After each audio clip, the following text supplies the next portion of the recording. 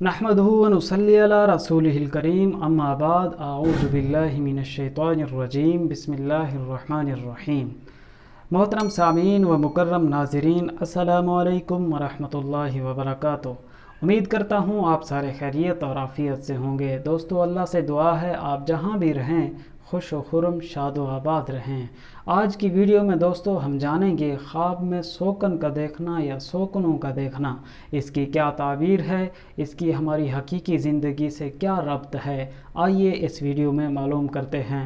नए हैं तो चैनल सब्सक्राइब और वीडियो लाइक कीजिए। आप भी किसी ख्वाब की ताबीर जानना चाहें, हमारी इस वीडियो के कमेंट्स में अपना ख्वाब तहरीर कीजिए, हम आप तक आपके ख्वाब की ताबीर पहुंचाने की कोशिश करेंगे। चलें आज की वीडियो बिस्मिल्लाह करते हैं।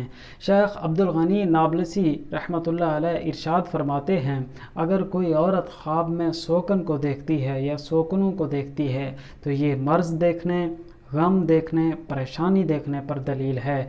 इसी तरह हज़रत फरमाते हैं ख्वाब में सोकन देखना अंधेपन पर भी दलील है।